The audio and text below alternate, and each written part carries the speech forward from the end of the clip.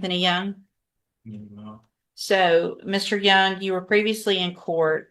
You entered pleas of true in a motion to revoke your probation. You're on probation for theft of a firearm, which is a state jail felony. And I was just looking at the old PSI and it had F2 beside it, but we're all state jail felony. Yeah. And so you entered pleas of true that you violated your probation and you were sent to, okay, I just want to kind of go through. I've received an updated pre-sentence report. Has everyone had an opportunity to review that? Yes, sir. Any additions or corrections to that report? No, sir. Nothing. And then I've also received, and we've been talking about these throughout his court appearances, some updated jail incident reports. Have you both had an opportunity to review those as well? Yes, sir. Yes, sir. And so this is this was an unagreed plea. There was no agreement when we were here before. And so I also took a look at and was able to review again that underlying offense pre-sentence report as well. If anybody has any questions, you're welcome to look at mine if you don't have your copy of that.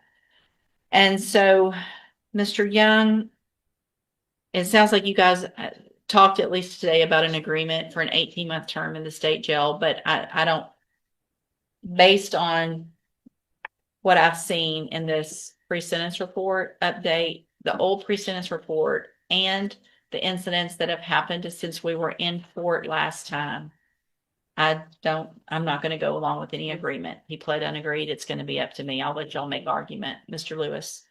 Well, Judge, this was a situation, of course, he was previously on probation where he was participating in a cognitive tract of ISF when the initial incident occurred, and which I believe was maybe less than a week before he was to complete the program, and he was sent back. Since then, I've been in constant contact with his parents, his mother and father, who they I think he was already there. This incident happened at ISF. ISF, yeah. Yeah. And he was sent back from ISF like a less than a week before he completed 2 days before he was supposed to. Right. completed. But since then, I've been in contact with his parents, Judge, and they are very supportive of him in any way. As far as him going forward in the future, I did talk with him, so he understands that probation, of course, will not be probably the best situation for him. That's why we came to the agreement that we approached you about on the 18 months. Judge, we would still ask for any 18 months or close to it in order to allow him to finish cleaning out any time to support things that's deserving at this point, and he can move on with this life. His parents are available. His father actually lives out of town, which could be a benefit to get him out into a new situation, a new circumstance to where he can start his life over. So that's kind of where we are at this point, Judge. Ultimately, I know that decision rests with you. Mr. Smith, anything else? I don't think I need to argue, Judge. There were 17 juvenile either offenses or failure to comply with the court order that ended you up in TJJD. So you've already been to juvenile prison and you got out of juvenile prison and you commit this offense. You're certified as an adult. I give you this great opportunity to go to ISF to get the tools you need, which you should have gotten in the first one was in 2019 to 2024. You're going through, you're on delinquent court probation. You should be getting all kinds of tools that you needed through the juvenile system. You should have gotten some more at TJJD. I give you an opportunity and you get to ISF and you just can't make it through. Then you get into our jail and you're told, stop getting in trouble. And you left court on the 24th and the first incident report was on that day. First one. After I said, don't get any more. And you went back and got one the very same day. And you've had 8 since then. You like to smoke. You like to do what you want. like to horseplay, you like to, I mean, you're still acting, unfortunately, like a child, and you're not a child anymore. And you've been told that, and you've been given these tools. And some point, you've got to get truly a wake up call. And I think it's great that your parents are supporting you. You should have probably been living with your dad about 4 years ago if he's out of town. If that's what y'all are saying is helpful, then maybe sometime before the 17th time you got in trouble as a juvenile, somebody does something. And that didn't happen. You just kept doing it. So if they're there to help you, you're sure not taking advantage of it. And that's on you, not on your family. If they're trying and you just choose to go run the streets and do what you want, which is what you've been doing. I mean, you had a robbery. We're not talking about just little things, right? I mean, we've got terroristic threat, criminal trespass, running away, assault bodily injury, assault family. So your family's trying to help you and you're assaulting them. Expulsion from your school, theft, robbery, aggravated assault, assault causing bodily injury to a family member, terroristic threat, criminal mischief, escape while you're confined. I mean, that's crazy that all happened while you were juvenile. And honestly, that the most I can do today is 2 years. Somebody needs to protect, looks like a whole lot of people from you. And that's the only thing I feel like I can do today. So I'm going to find that you entered your pleas of true, freely, and voluntarily. Find those counts true again, find sufficient evidence to find you guilty, and at this time find you guilty of the state jail felony offense of theft of a firearm. Sentence you to a term of 2 years in the state jail prison. You will receive credit on that sentence for any time that you've been in custody that the law gives you the right to receive. You're going to be handed a trial court certification that shows this was not an agreement. You have some limited rights to appeal. You can talk to Mr. Lewis about that. I'm also going to hand you a trial court, a written admonishment that explains that because of the judgment entered against you, you're ineligible under Texas law to possess a firearm or ammunition.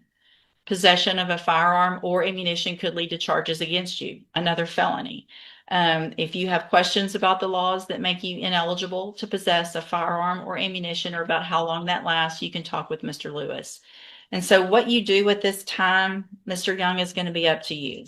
It's not a lot of time. You're going to be out. You're going to be real young. And then it's going to be up to you whether or not you want to change your life or not and get the help that your family's saying that they'll give you. But if you choose not to, then you're just going to be, it's just going to get worse and worse and worse. And you're going to spend the rest of your life in prison if you keep doing what you're doing. Does that make sense? I need you to sign this and you'll get a copy of it. And Mr. Lewis, y'all get the bottom 2 copies.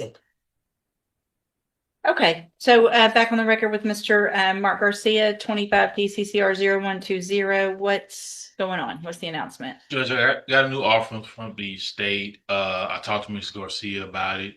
He did want me to look into some of the things with his prior convictions. Okay. He had questions about some of those.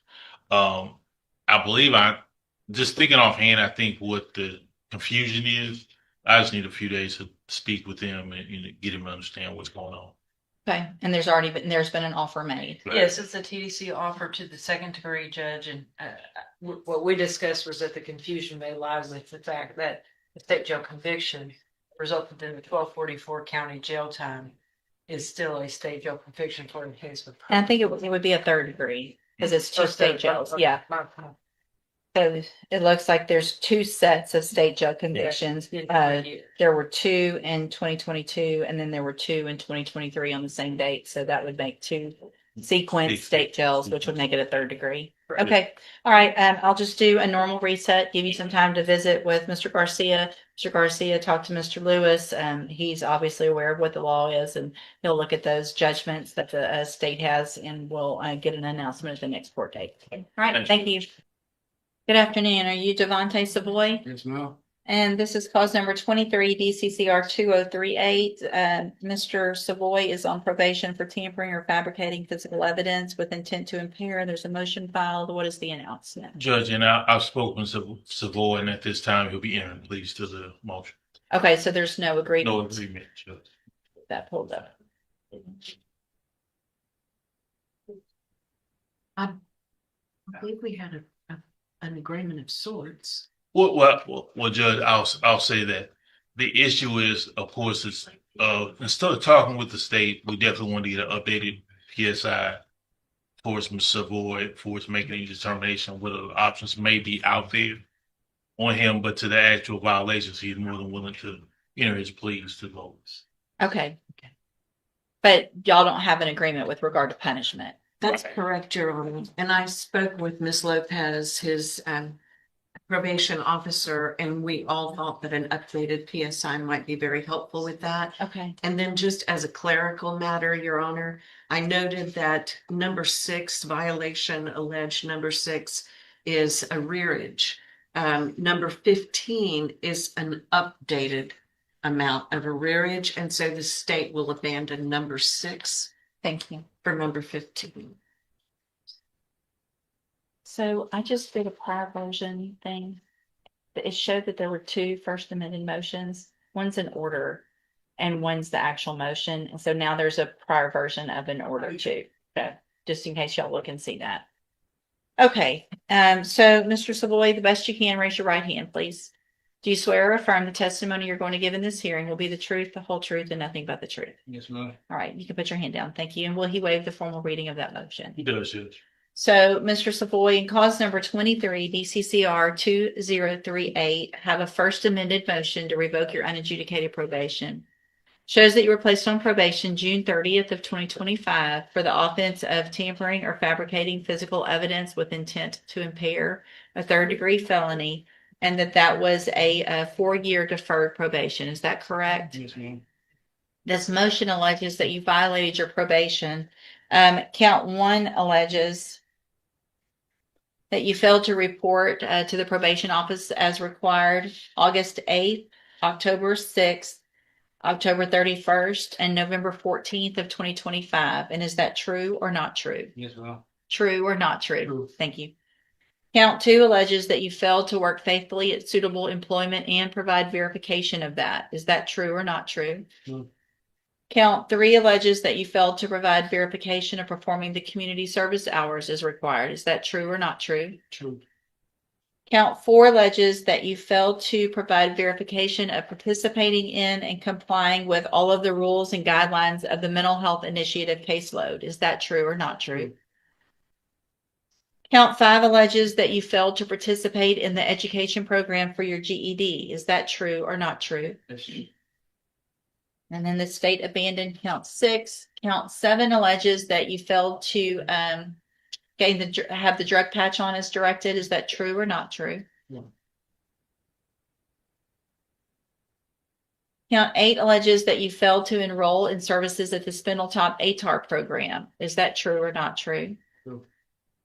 Count 9 alleges that you committed the new offense of failure to ID on February 26th of 2026. Is that true or not true? True. Count 10 alleges that you committed the new offense of theft of property February 26th of 2026. Is that true or not true? True. Count 11 alleges that you failed to avoid persons or places of disreputable or harmful character, specifically association with any person previously convicted of a crime or at the presence where a crime was being committed. Is that true or not true? True. Count 12 alleges that you failed to report October 1st of 2025. Is that true or not true? True. Count 13 alleges that you failed to immediately report to your probation officer your change in contact information. Is that true or not true? True. Count 14 alleges that you were at a location other than your residence at approximately 9:21 p.m. February 26th of 2026. Is that true or not true? True. And then finally, count 15 alleges that you're behind in your court assessed fees as of March 3rd of 2026 in the amount of $1,220. Is that true or not true? True. Did you enter your pleas of true to all of the counts except 6 that we left out freely and voluntarily? Yes, ma'am. And did you plead true to all of those counts because they're actually true? Yes, ma'am. All right, then, and this time I'm going to find that you entered your pleas of true to counts 1 through 5 and 7 through 15 freely and voluntarily. Find those counts true.